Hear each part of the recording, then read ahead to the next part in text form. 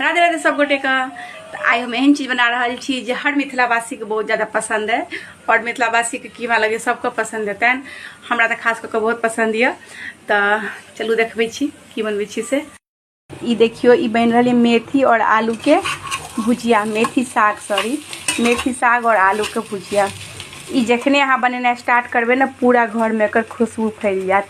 हमरा लागे 1 किलोमीटर तक लोग सब समझ जाए छे कि केकरो घर में मेथी के साग बन रहल छे।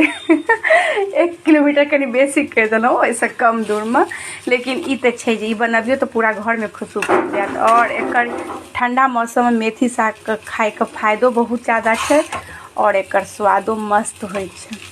हमरा सबके तो बहुत ज़्यादा पसंद है। अहाँ सब में किनका किनका पसंद है मेथी साग और आलू के भुजिया से जरूर कमेंट में बताया। साग के साथ अहाँ गरम गरम रोटी बना लिया। अगर ओहि के साथ मक्के के रोटी रहे तो और मजा आ जात, नहीं है तो गहूमों के रोटी चलते। और चावल अगर जिनका पसंद है वो चावल बना के खा सके छी। एगो हरा मिर्च ल लिया। ऐसा हमरा लगैया बढ़िया खाना किछ नहीं।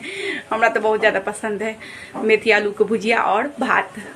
रोटियों के साथ पसंद है, भातों के साथ पसंद है। अहाँ सब किनका किनका पसंद है जरूर कमेंट में बताया। तो सब गोटे का राधे राधे।